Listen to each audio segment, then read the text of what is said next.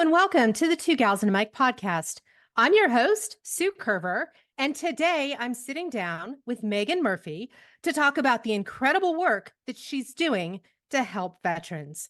As the spouse of an injured combat veteran and the manager of the Warrior Week program at Camp Southern Ground, Megan is passionate about helping veterans in their transformational and well-being journeys. Megan, welcome to the show. Thanks for having me, Sue. I'm so grateful. I'm excited that you're here. I know that we met this past spring when I traveled down to Georgia to Camp Southern Ground to attend the Warrior Week program, which has been incredibly helpful in giving me the insights into ways that I can apply my own strengths so I can stay in alignment with purpose. During that week, I had the opportunity to hear a little bit about your origin story and your why behind why you do the work that you do. So let's start there. Megan, why veterans and why did you choose this line of work? I am the spouse of a combat injured Marine who was medically retired after 17 years of service. And I was not at all prepared for what would come next after his service. I think we thought we were, and then it was very, very different. And I learned along that journey that one of the biggest questions is, who am I when I'm not wearing this uniform anymore? Watching his journey unfold with all of the struggle that came along, it made me want to get into whatever I could do to be a part of helping for other people. Well, you mentioned that you've been inspired by profound changes that you've seen in your own family through the kind of work that you do. What has this actually looked like? Do you have a story or maybe an example of a transformation that has been awe-inspiring? I tell people all the time, my first indication that my husband's transition in the civilian world was not going to go well happened on his first day of a civilian job. At 8 o'clock in the morning, he stood in his closet with 3 outfits to choose from, and it took him 30 minutes to figure out what to put on that day. And that's a very small part of what does it look like if I'm not wearing a uniform, but I was shocked by how big that really became for him.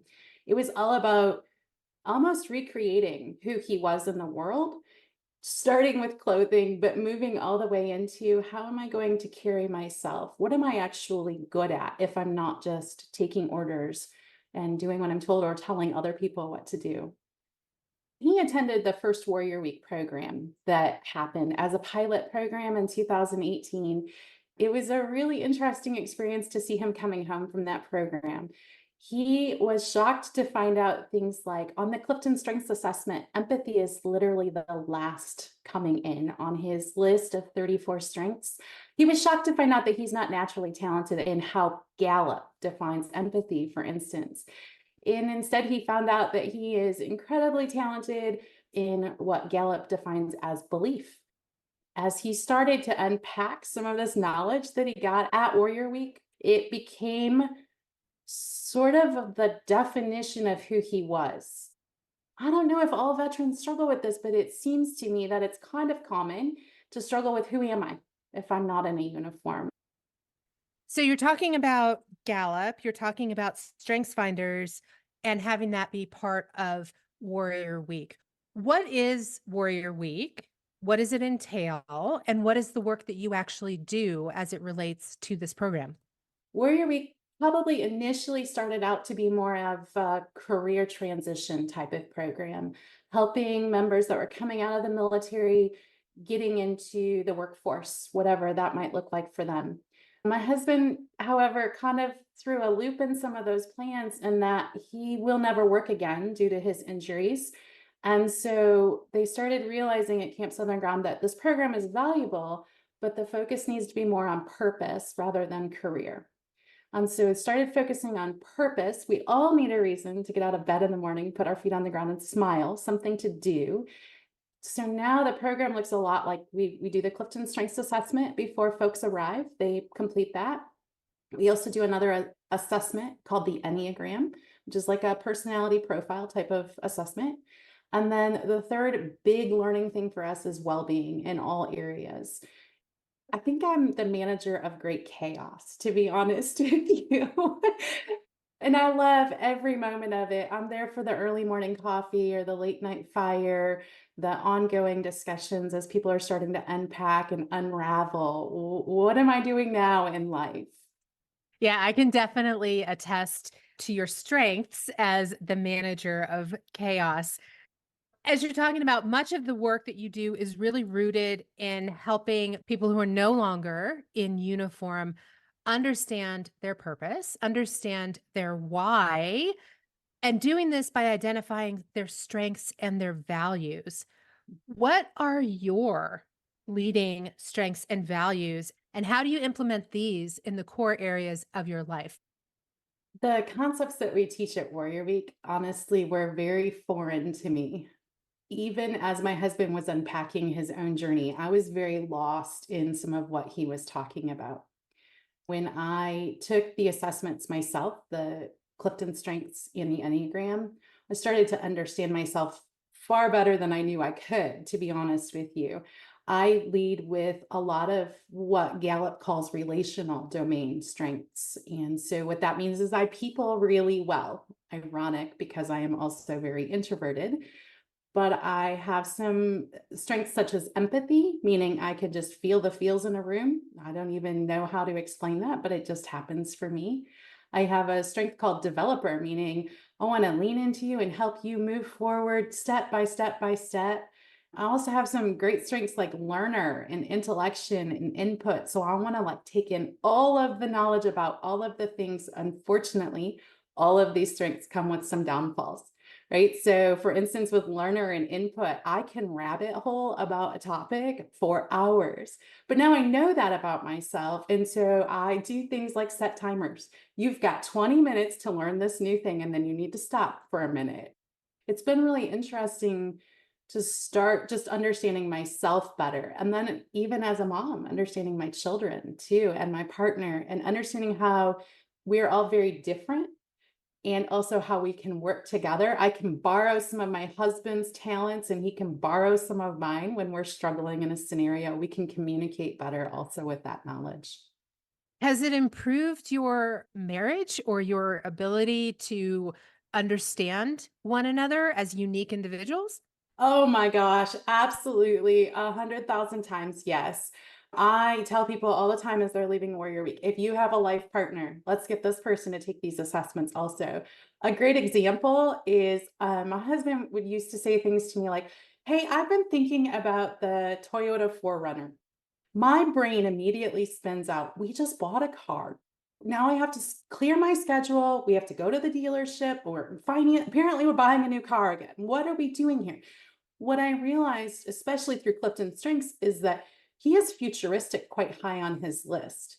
And so when he says something like, I'm thinking about a Toyota 4Runner, he literally means in 6 years, 10 years, whenever we buy another vehicle, that's what he's thinking about.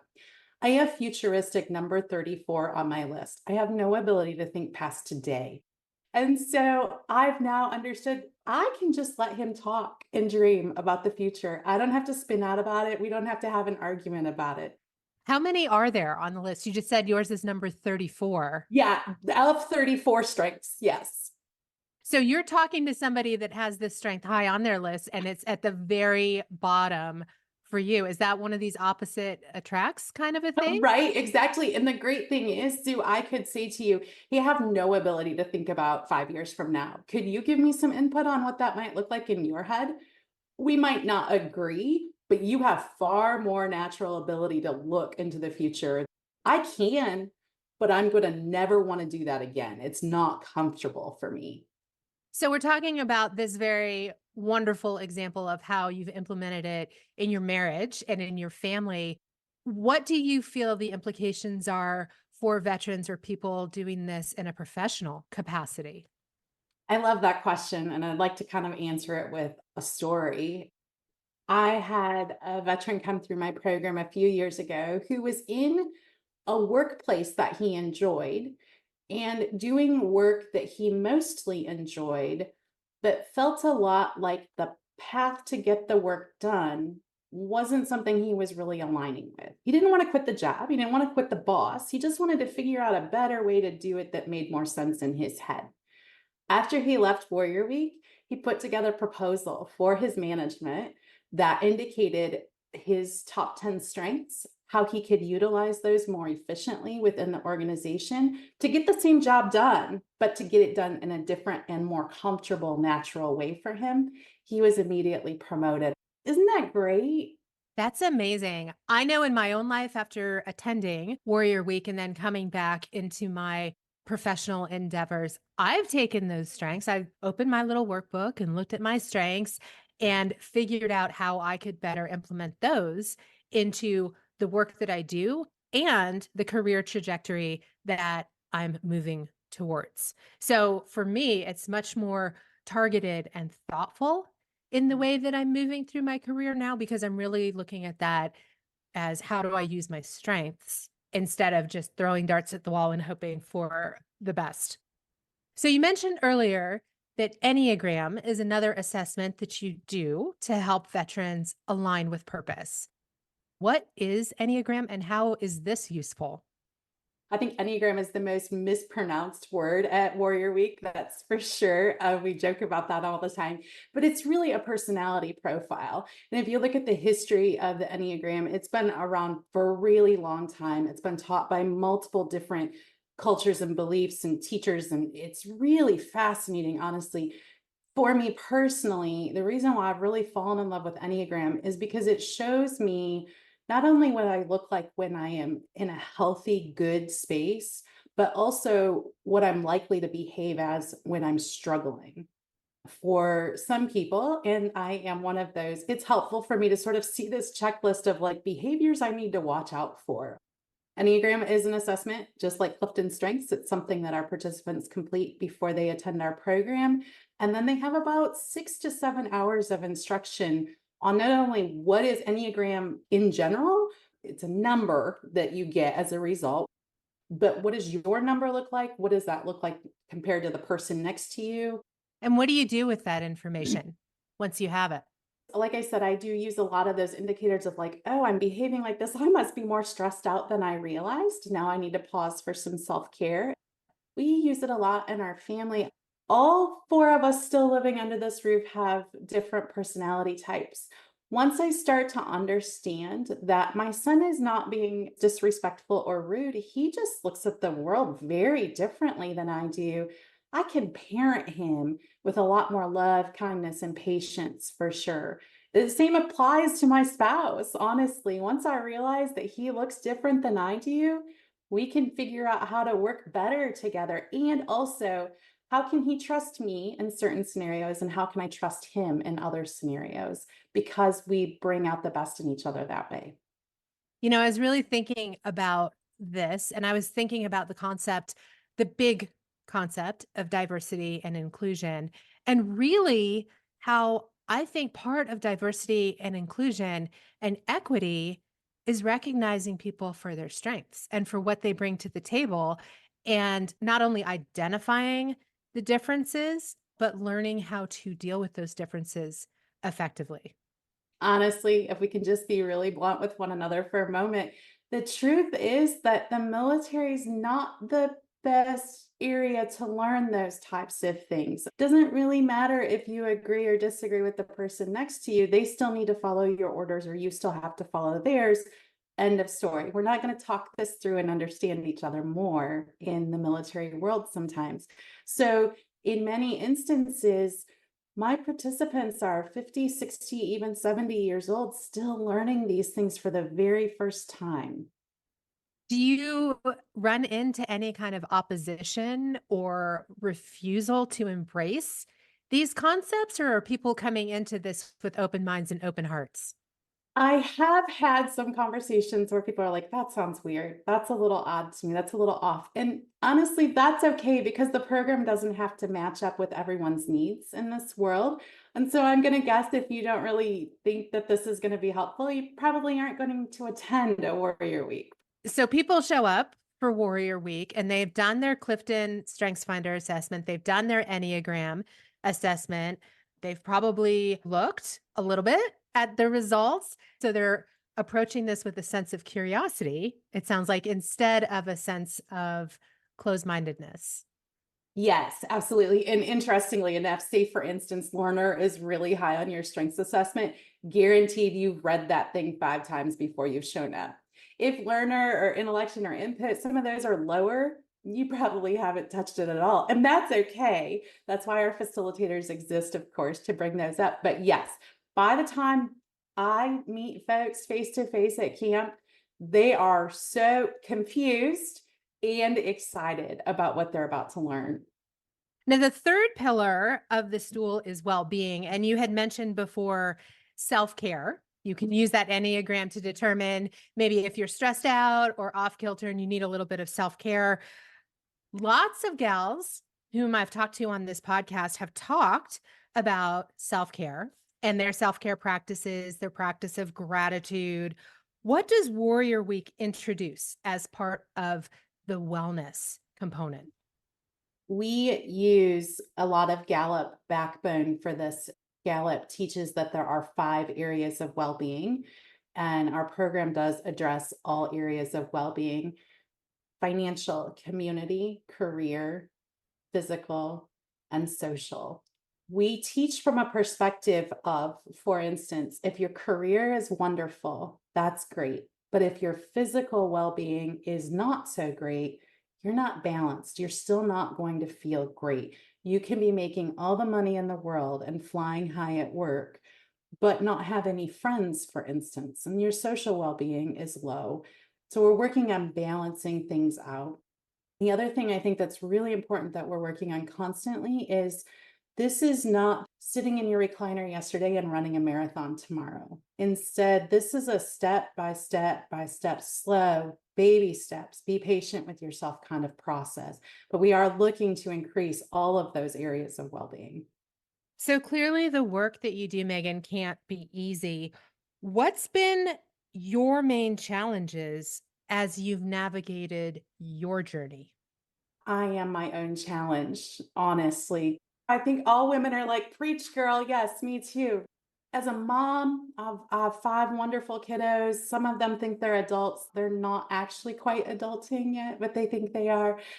I have a husband who's injured due to combat. I have, of course, a full-time job. I am blessed to care for 160 veterans coming through my program every year.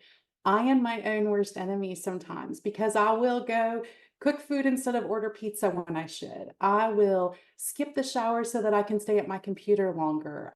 I am my own worst enemy, my own biggest struggle in caring for myself. So, how do you manage that?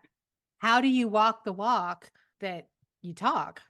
At Warrior Week, we actually use a tool created by Carrots, Careots, and it's this really great well-being assessment. We use this with our participants when they check in, they do a well-being assessment. And it's all those areas of well-being. And where's your score? What's your number look like right now? We just want a baseline of where you are so that we know where you need to go. I actually use the Carrots Wellbeing Assessment at least quarterly in my own personal life. It's a really good indication for me every 3 months. How are things going? Are they trending up? Are they trending down? How am I really feeling about life right now? And then there's a lot of my partner looking at me and saying, "Hey, have you like taken a day off lately? Or have you considered pizza is okay tonight?" Or whatever that is. It's a really great partnership. So, when you consider the impact that you desire to have, what does this look like, both currently and in the future? I have a tattoo on my arm and it says, "Tell your story. It may be the next page in someone's survival guide." We had absolutely no idea what life after military service would look like. We thought we did, and we had no idea. If I can use some of the really horrific things that we went through to help other people maybe not stumble quite as much on their journey, that's really just my life's goal. That's as good as it gets for someone without futuristic anyway. I just want to keep being able to share and help others along the way and to see greater success in life after combat, but just in life in general, honestly, just helping to develop people on better journeys for themselves. What other strategies do you have in your back pocket that you use to stay motivated and focused on this goal of helping others so that you live with purpose and so that you live with intention? We had several really scary moments in our household. We had several suicide attempts as my husband was really struggling with PTS. And in almost every one of those instances, someone came alongside us to make it through to the other side. And that's my motivating factor. I want to be that for people. So hopefully they never get quite to that position. I sit down every night and write one sentence of gratitude. And I don't care if it's been the worst day, it doesn't matter. Maybe the fabric softener smelled good today. And that might be the only great thing I can think of. But one thing matters, it changes the way your brain works. Really, it does. Also, keep a checklist at the beginning of every week. I write down a list of the people that I need to interact with this week to fill my cup. As an introvert, I might be tempted to just sit in my blanket fort and color all week if I'm not careful. But if I make that list and I purposely connect with people who will help to fill my cup, I can give a lot more out to other people.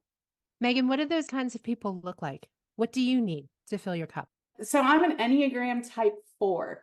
What that means is they call that the individualist. So I'm kind of a weird, kooky kind of person. I'm totally interested in talking with you for 7 hours about how to make the world a better place. But I don't even want to talk with you for 1 minute about the weather. I just crave deep, inspirational, changing kinds of connections with people. I don't want to watch the funny movie. I want to watch the movie that's going to make me cry for 3 hours because it's going to change a moment in my life. So for me, those people are the people that will enter those crazy, long, deep discussions with me and help me dissect some of my feelings and not really roll their eyes too much when they realize how crazy emotional I can get. I want to step back for just a minute, back to this idea of gratitude. And, you said that you write something down every evening, even if it's just the fabric softener and that wonderful smell that it might have. Part of Warrior Week's programming is before every meal, veterans go around and offer up, if they choose to, things that they are grateful for. Have you had any key takeaways or aha moments in that practice? I'll be honest with you, I was raised in the Christian church. My father is a pastor, and this idea of giving gratitude before a meal felt very much like the church praying type of thing that my father in his belief system kind of goes with. And I was struggling when I first was given this responsibility at camp. How do I introduce this in a way that won't offend anyone in the room? And so I got taught actually during that very first Warrior Week. I had a participant who literally would stand on his chair, and every time he was giving gratitude, he'd stand up on this chair and he would read a poem. And I thought, oh, we all do this so differently. For him, that was giving gratitude. I have other friends whom, if they're led to do so, they may pray to the creator or their God. In my world, that might look like, look at this weather, y'all. It has been eye-opening to me to watch the small things that other people just get so overwhelmingly happy by. It's beautiful. And as you're saying, probably very surprising, right? Because no group is going to be the same. Do they all handle it very differently? Oh my goodness, absolutely, absolutely. Depends on what belief systems are in the room, what life experiences are in the room. Some of the groups, I have 20 people sitting there just staring at me when I ask for gratitude. Other groups, I have to stop them. Like, hey, the food's getting cold if we don't start eating now. It is so interesting every month how the groups change on that. Well, listeners, as a side note, you don't want that food to get cold because that is some of the best food that I think that I've ever had. But anyway, I digress. Megan, you're talking about lessons that you've learned in these eye-opening moments. What are two or three pivotal lessons that you've learned that have not only shaped your journey, but also brought you to where you are today? Cliche. Everything will be all right in the end. And if it's not all right, it's not the end. For me, that's a lot of pulling on to patience, and that's daily. I don't remind myself of it. Interestingly enough, that reminder gets sort of sent to me often via people, things I read, whatever. It's amazing to me how that apparently is a lesson I'm still working on learning. I have learned that having the difficult discussions is where the beauty lies. Probably the most important lesson I have learned personally and also professionally is that I don't understand mountaintop views and the beauty of them if I don't understand the deepest of valleys first. And understanding the deepest of valleys really means that you're in the thick of it. That's why veterans come to programs because they're going through some sort of transformative process. And a big part of transformation relies on someone asking for help and someone available to give that help. What are you currently struggling with or trying to transform? And how do you approach seeking help or assistance? Probably the first is learning to trust people around you. There are people on your journey who are absolutely standing there willing to help, and you are willing to ask. That's a lesson I teach my veterans all the time, and also a lesson I have to constantly teach myself. Of course, you have to be choosy about who you trust along the way, of course. But when you find those people, hang on to them and use them as your sounding board. We run another program that teaches this concept of 3 to 5. You have a small circle of people. They share your intimate life with you. You can trust them with absolutely everything. And I think that as long as I stick with my 3 to 5 in my world and I trust them with every part of what's going on in my world, as a group, because it does take a tribe, we're going to figure out a way through the hard things. So, how do you build trust? Do you have any advice or thoughts on that? I'm probably the wrong person to ask this question of. The interesting thing is with empathy as my number 2 strength, I literally know from the moment I meet you if I can trust you or not, and I cannot tell you how I know that. It is just this oozing weird. Do you have empathy high, Sue? Do you understand that? No, my top five are connectedness, individualization, belief, ideation, and arranger.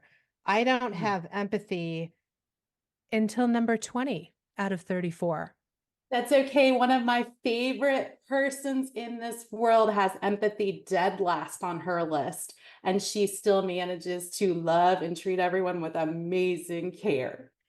Well, Megan, we're talking about a lot of wonderful things that have occurred as a result of your choosing to be in this position and to do the work that you do. When you think back on that, whether it's been in this job or even before you came to Camp Southern Ground, in your own journey, what is one of your proudest accomplishments?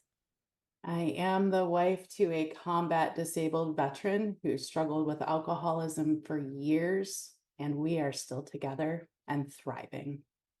How did you make it work? I tell people all the time the answer to this question is because I am way too stubborn to quit. I don't know if that's really true. It is both of our second marriages. I do think that plays a little bit of a role in being a little more committed, having already done the whole divorce scenario. But really, I think our saving grace was that we knew each other as teenagers, and I knew him prior to combat and all the ugly that comes along with being a Marine grunt in a 20-year war. And so I had a thing to hang on to. I was blessed to be keenly aware of the difference between being a complete jerk and being injured. And I think the previous experience I had with him growing up really made me committed to, I know we can be better. What I didn't understand though was that I could not make him better. It did not matter how many times I asked him to get help or to quit drinking or whatever the case may be. I had to wait till he was ready. So in that instance, I do think my stubbornness probably paid off. As far as how did he get from where he was in his struggle to where we are now and thriving, that is all thanks to a program called Warrior Path. That is a program that focuses on post-traumatic stress and turning that PTS into post traumatic growth. How are you going to hold your trauma in a healthy way?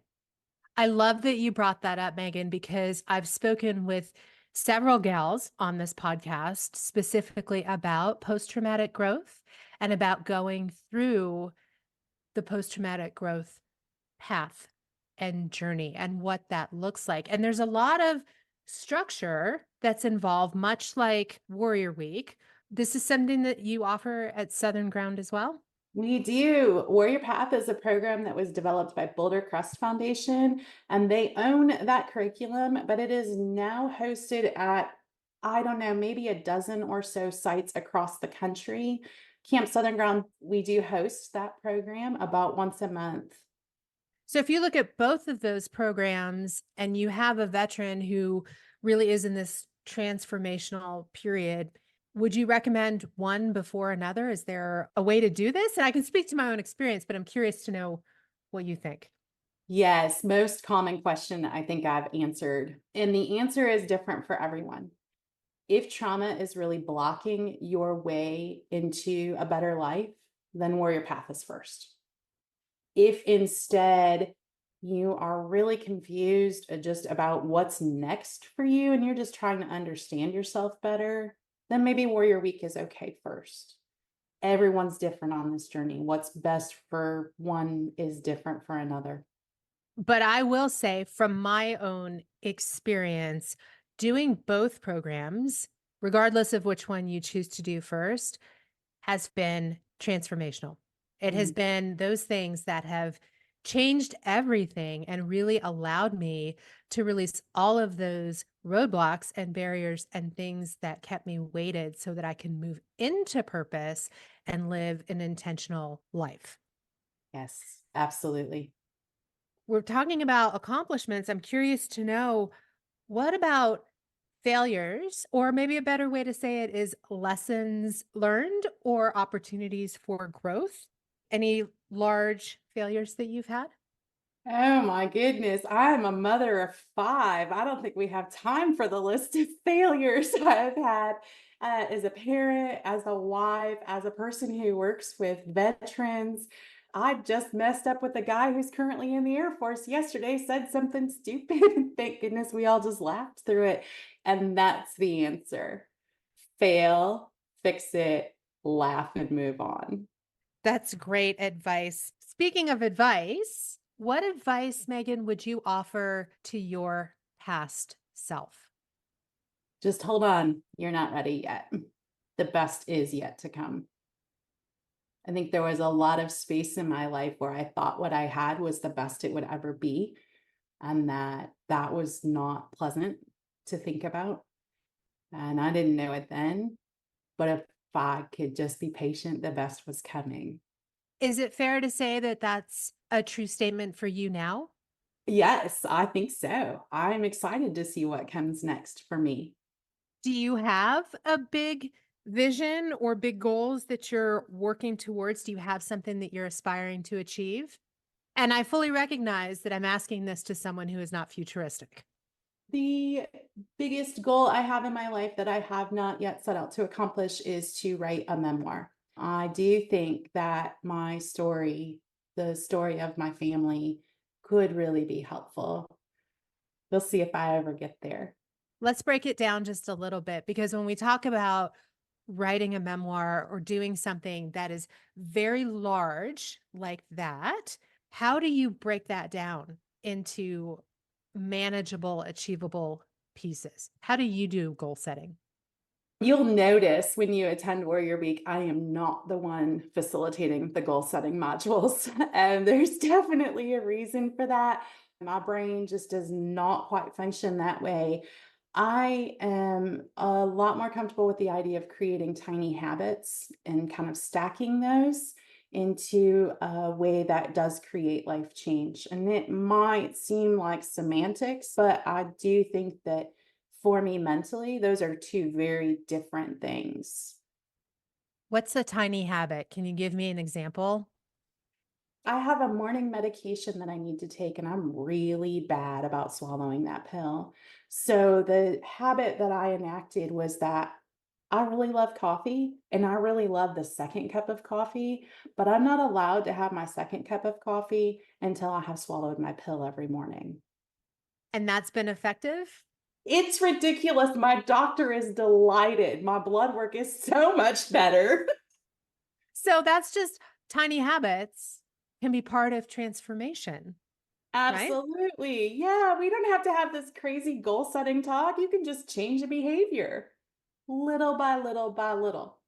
What other words of wisdom would you give to anyone who's wanting to change or to transform, or maybe, as we've been talking about, simply live with intention? Just do it. As silly as that sounds, and I know Nike coined the phrase and we're stuck with it forever. Just do it. Just try. What's the worst you're going to get? No?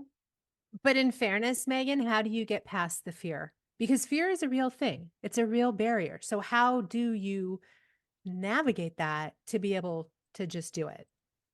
I don't think I've answered this question in my own life yet. There are moments of fear facing me currently, and how I am navigating them in the midst of them is relying on the people that I do trust in my life. I don't like the word advice, but I want to take some input from each person and sort of weigh that out. One of my favorite tactics really is to journal. I tell people sometimes that it takes me 7 pages until the words on the page tell me how I think and feel about something. How do I attack fear? I don't know. One tiny little piece at a time, maybe, but journaling and my people definitely are helpful. I love that. I love that that is so practical and achievable. I mean, people will say, "Oh, I don't know about journaling," but you can sit down with the pen and write about whatever is going on in your head on that piece of paper that nobody has to read except yourself. And as you're saying, 7 pages later, you have an aha inspired moment. Yeah, yeah, definitely. Well, Megan, one last question. Is there anything that we didn't talk about that you want to share? Do I get a whole audience of veterans right this moment? Okay.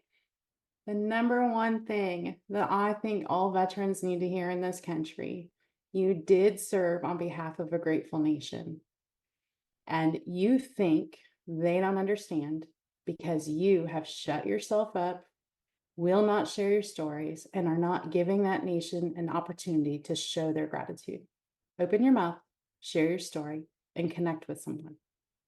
Well, Megan, thank you for sharing your story and for connecting with us. It was so amazing to chat about your strengths, to talk about living with intention, and to talk about creating tiny habits. Your work is really important to so many veterans.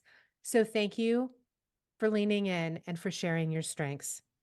And listeners, thank you for tuning in. If you're interested in learning more about Warrior Week or the other programs offered at Camp Southern Ground, I've included the links in the show notes. So be sure to share this episode with someone whom you know needs Megan's words of encouragement. And then join me again next Friday for another amazing woman doing amazing things on the Two Gals and a Mic podcast.